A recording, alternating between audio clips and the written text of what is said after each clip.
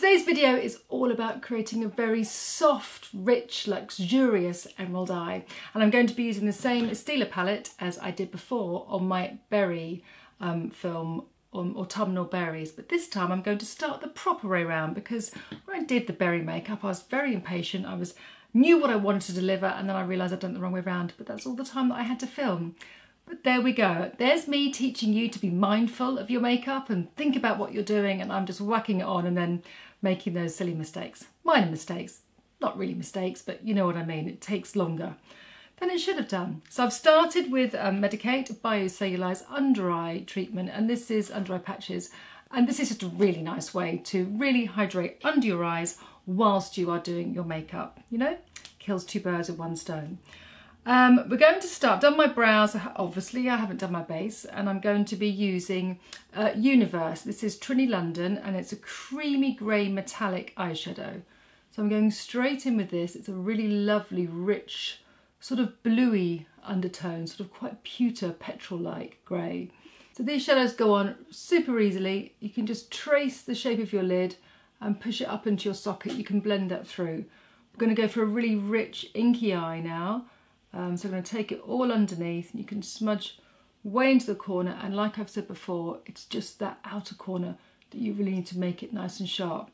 We can tidy that up in a minute. With these cream eyeshadows, or most of the cream eyeshadows, it's nice to give it a little bit of time to set, just almost like when you put your under eye concealer. It just allows the colour and pigment to sit on your skin, rather than you then coming straight in and blending it away, and then you just kind of get like a soft version of what could be really beautiful and rich. So I just push it into my eyes. Again, it's nice and creamy, goes on really dreamily, and then I use the tip to blend it underneath my lower lashes. Nice and soft and smudgy. Great. So then I'll take a nice clean blending brush. This is a Zoeva one, this shape. The number has come off. And then I just push the colour into the socket so that it blends away, and also underneath as well. So this is acting as our base, because I'm going to use the lovely metallic shimmery green on top. This would be a little bit aging for me if I did it this dark grey. I think it would look too heavy and made up, so that's why I like to add a little bit of colour. And just sweep that through, making sure I've got a nice base. I'm going to use the same brush, just because I like to migrate the colours. And I'm going to go in with the lovely green shade. Oops, here, opposite way around, Caroline. Now, tip my head back. So press the colour, press the brush into that, tap, tap, tap, but press. Don't sweep too much. Tap it, head back, and then apply the colour. Now, to me, this is very satisfying. I'm going to use the colour on my lid and just very, very subtly on top of the grey underneath. I'm going to push it in. Now, when you're using the colour, unlike the grey where you push the grey above your socket, don't do that with this colour. Just keep it on your lid. The berry makeup I did was really soft, but this is a much more striking, inky, made-up eye. So I don't really want to have any of the green or the glitter sort of on top. I want to kind of keep it all condensed.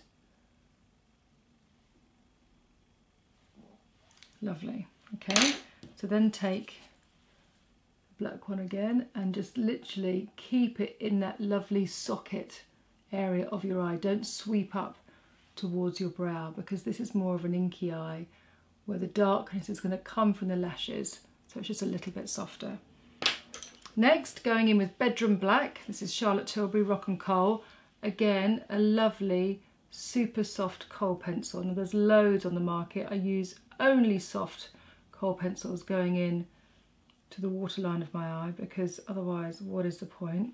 Scratches, irritates, and make your eyes look quite red.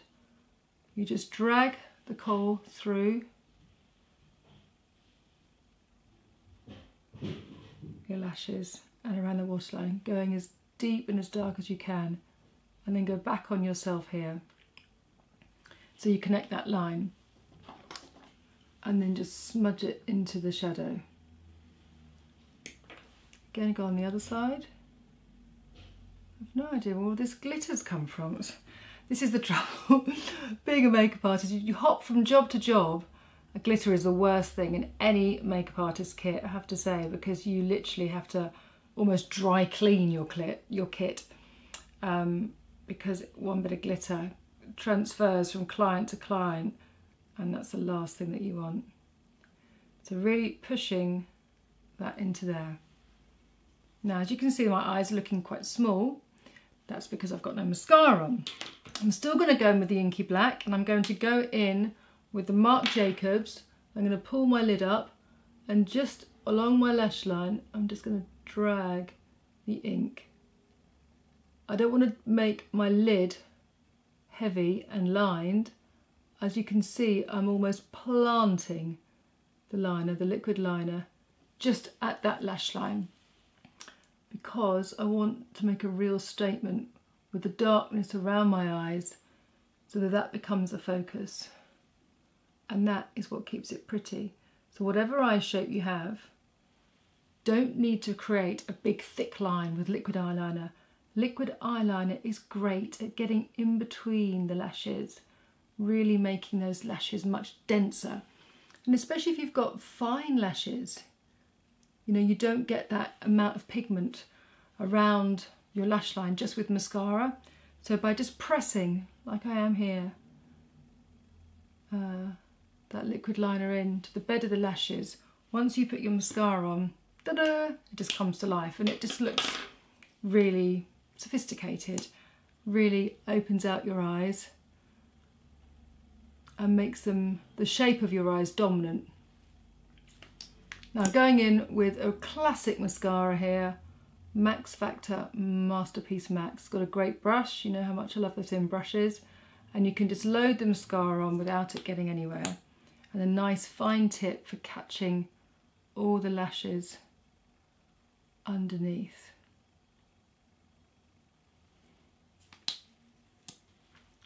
I think it's a really lovely time for colour in makeup at the moment. People are being much more expressive, much more brave, and it's just about having fun. Facial embellishment, right? Just having fun, letting go of fear and worry, and just, you know, adding a little bit of colour on. Colour is so impactful, so emotive. Colour makes us feel so many different types of things. Colour and texture for me. So again, just pulling through the lashes. And just lastly, lift up those centre lashes. I'm going to take my blending brush, my clean blending brush, and I'm just going to pop it into the cream and then take off the excess. I'm just going to really reinforce my socket because the green was sort of taking over and my eye was looking a bit smaller. See, just very subtly, see the difference in both of those eyes. And I just need, just where it's heavy on my socket there, and because it's cream, it just is delicate. Lovely, good. Okay, so let's peel off my little under eye masks, under eye pads, and I'm just going to get on with my base.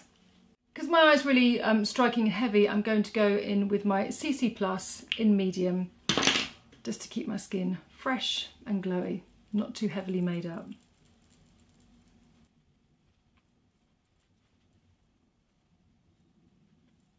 Because I'm going to be using a nudie lip, I'm just going to take the base over my lips to knock out the pink, and that way I get a nice true shade of the colour that I'm using.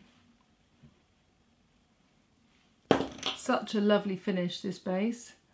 Now that looks quite heavy on me, so I'm just going to soften it with my finger.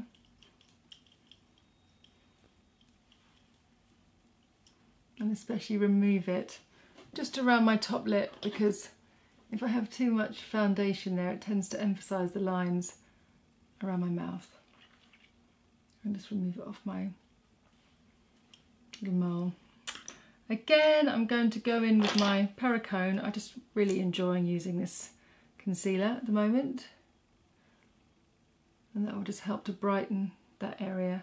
under my eyes, and it's blended really well actually with the underline of the eyeshadow that I did. So I just need to take it a little bit under there just to freshen up. You just see the difference straight away. It just adds instant sort of brightness and shape to my face and stops the foundation looking sort of mask-like. Now I'm not going to go in with any extra kind of dew or glow on my skin. I want my skin just to look fresh and perfected, but it's just all about the eyes, so that's the important thing. And if you just dress your face with too many details, that's when I think it starts to look a little bit aging, less flattering, and a little bit more dated. Right, I'm going to use Laura Mercier's Canyon, which is a really beautiful cream blush. It's slightly pinkier than the kind of caramel ones I use on my face, but it's just really warm. I don't want to add, like I said, too much colour, so I don't want to go bronzy, I just want to go really neutral, but this has got a really nice warmth. I'm making sure that I don't go too close over that concealer that I just used.